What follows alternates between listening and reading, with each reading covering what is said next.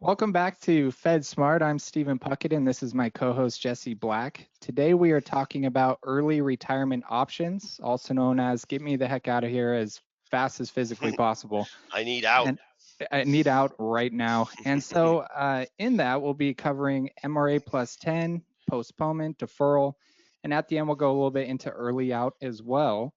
And so, Jesse, why don't you get us started going over MRA plus 10? Right. Okay. Yeah, sounds great, because the first thing you want to know when considering early out is something called the MRA plus 10 provision. So MRA meaning minimum retirement age, like we went over in our last podcast and we talked through. Your MRA is your minimum retirement age, and it's based on your year of birth, and it's between the age of 55 and 57. It's specific to each individual. So find the MRA chart on our Facebook page or on our website, or you can Google MRA to find your minimum retirement age. But if you hit your minimum retirement age and you have 10 or more years of service, you can go with a penalty. So last week in our last podcast, we talked about being eligible and being able to retire with a full unreduced pension or no penalty on your pension. So this week we're going to talk about, like Steven said, all of the early out options, and you can go before you're eligible for a full unreduced pension with the MRA plus 10 provision. And so if you hit your MRA, your minimum retirement age, and you have 10 or more years of service, you can retire with an immediate reduced pension. So you can go but just have a penalty on your pension. And the way it works is every year that you're under the age of 62, when you separate, will be a 5% reduction per year that you're under age 62. So for example, if you go at age 58, whatever your pension is computes based on your years of service, and we'll talk about how to compute your pension later, but in another episode. But whatever your pension ends up being at 58, take 20% off of that as the reduction, for example, because you're 4 years under age 62, right? So a 20% reduction for the rest of your life. So that reduction remains in force forever. So you can go and have an immediate pension that's reduced, and as long as you've had your health insurance for 5 or more years, you can keep your health insurance into retirement as well. Now, if you're 60 or older and you have 20 or more years of service, you're eligible for a full unreduced pension, right? We talked about that last time. So this is for people who maybe they've hit their MRA, but they don't have 30 years of service. Because to be able to go with an unreduced pension, you have to have 30 or more years of service at your MRA. So maybe you're not going to hit your 30 years, but you really want to get out. You want to retire as soon as possible. You don't mind the reduction. You can retire with a reduced pension at that time. So if you don't quite have the years of service, you can go at MRA plus 10 and keep your benefits into retirement for the rest of your life. You are not eligible under MRA plus 10, though, to get the supplement. And the supplement won't kick in later on if you hit, 30 years in a few years or something like that. If you go at your MRA plus 10, you're eligible to get your pension at a reduction, and you do not get the supplement. And that is including as well, if you have 20 years of service and you go out under MRA plus 10, your supplement still does not kick on, even if you start or even at 60, because you have those 20 years, you make to 60, the supplement still does not kick on. Exactly. Yep. So basically no option to get the supplement if you go out under MRA plus 10. So, and then Steven, there's a couple different options too.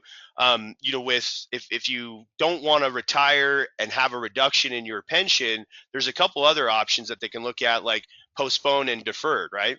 Yeah. So the next one we'll look at is postponement.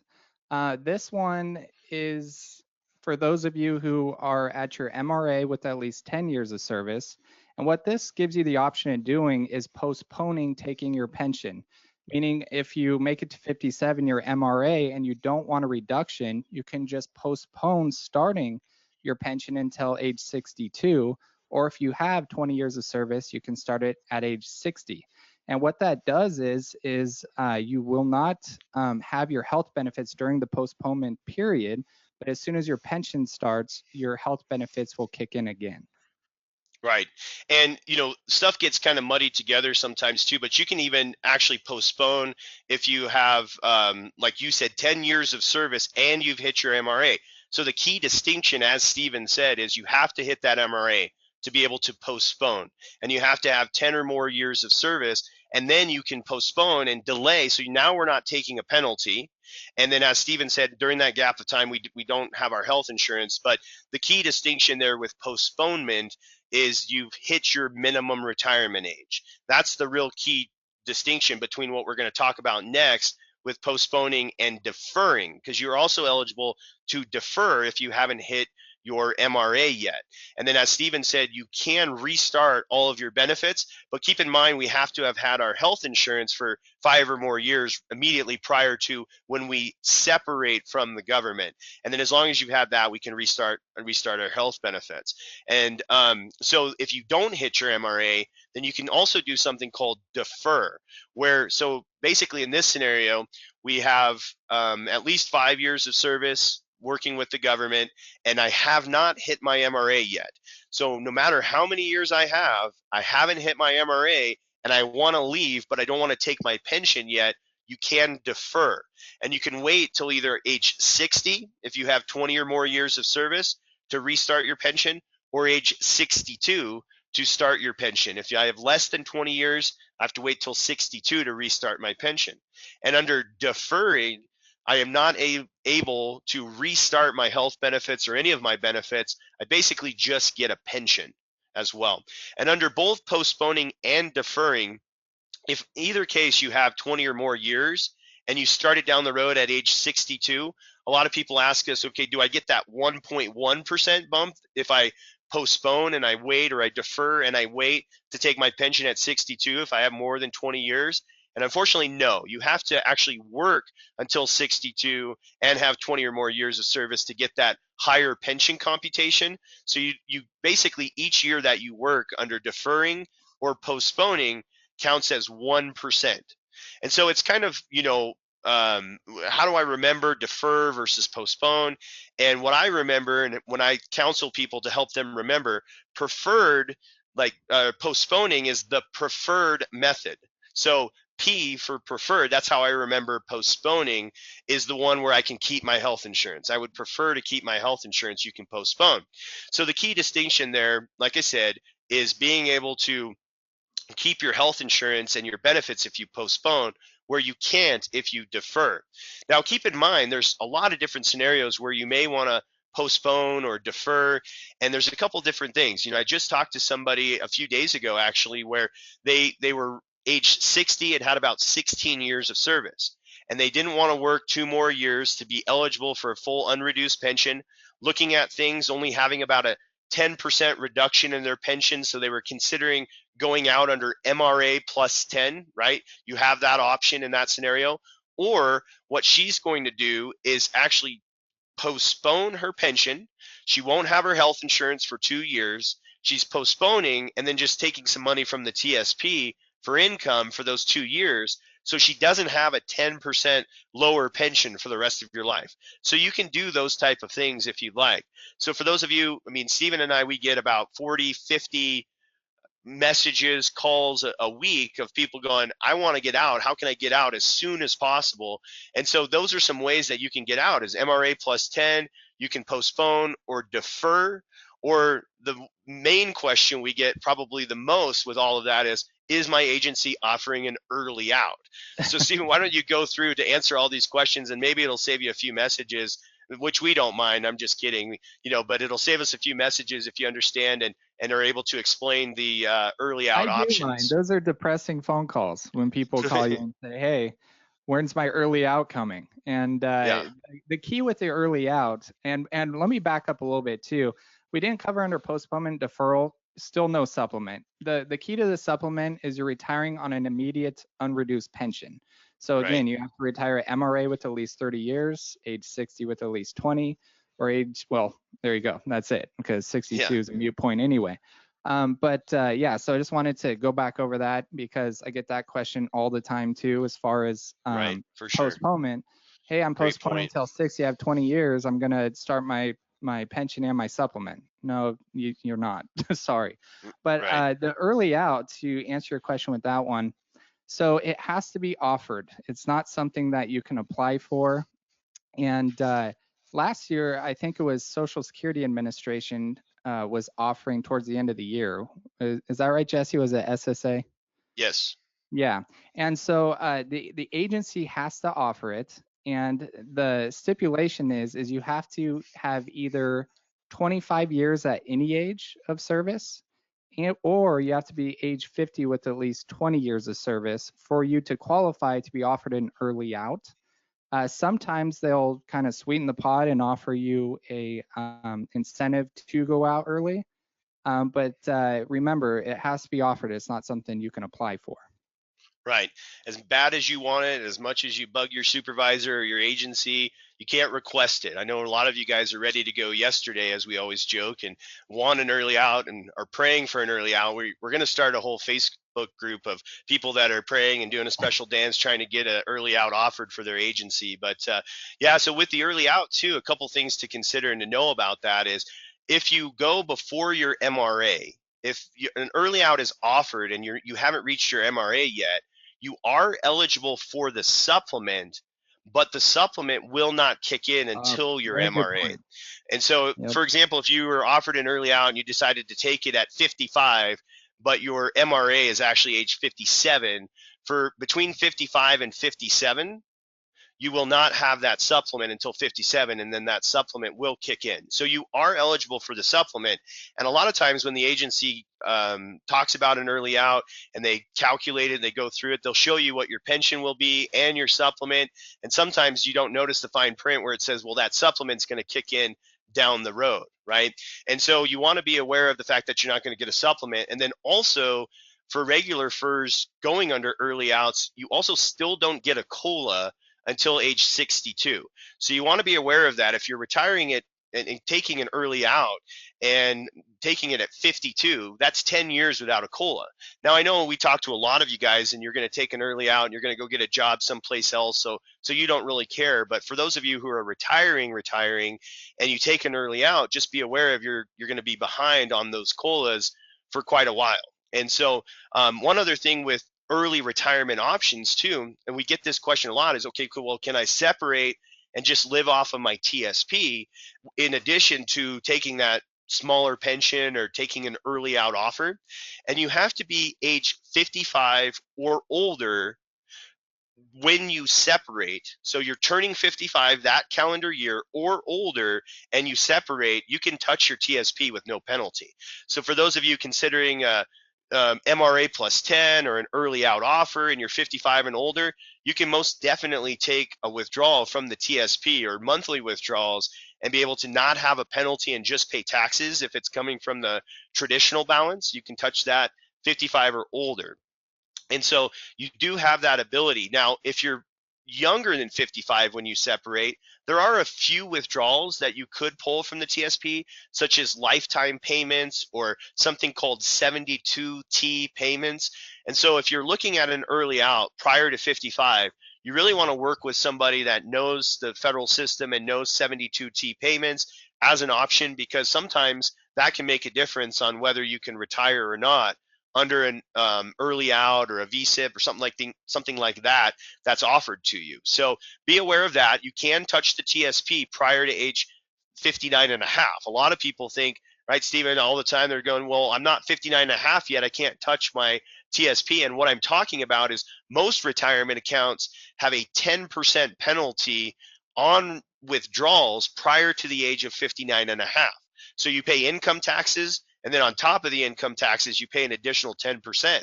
Well, with the TSP, again, if you separate the year you're turning 55 or older, you don't have that 10% penalty. You only pay income taxes on what you withdraw from that.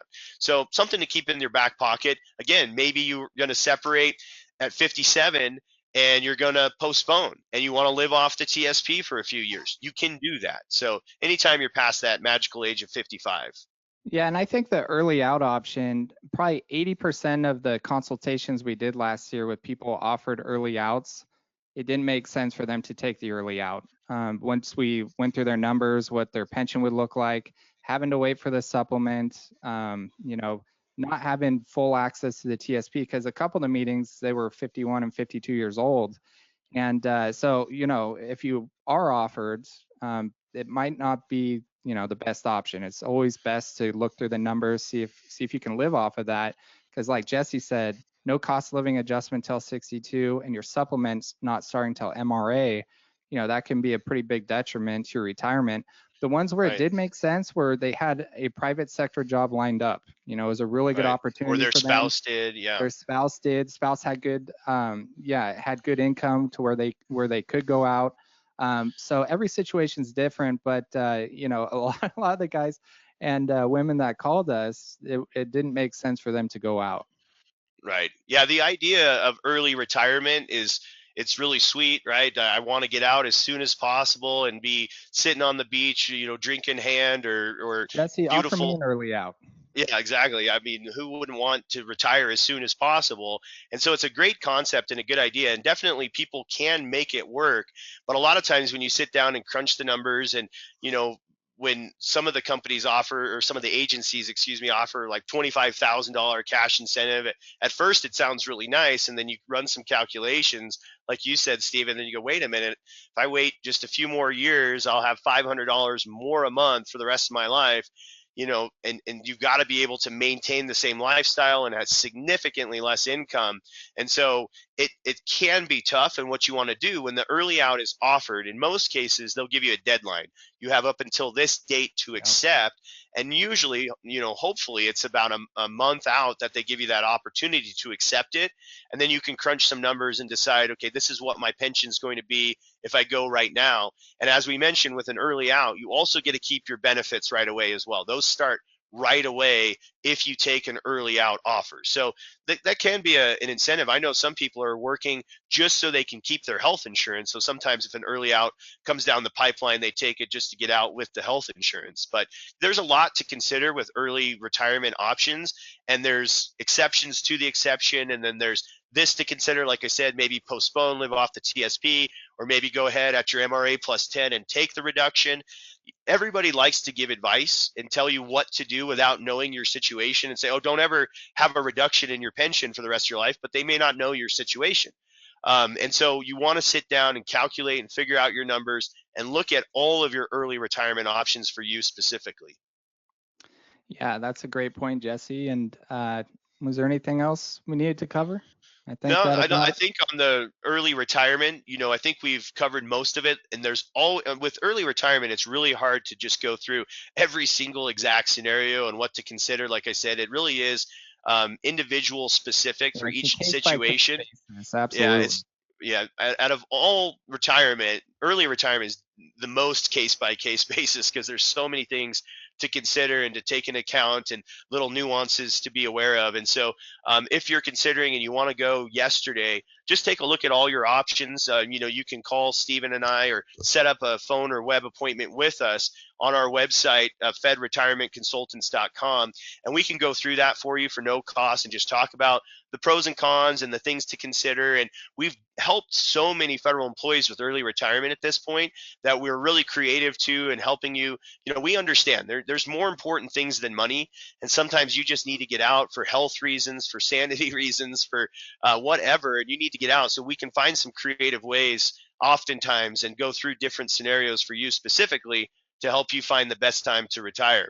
So we basically have some additional options in the future that we'll talk about with the TSP and withdrawals and a lot of things. But for early out, that gives you a really good foundation and understanding on how that will work for you and what options that you have available Or if to it you. won't work for you too.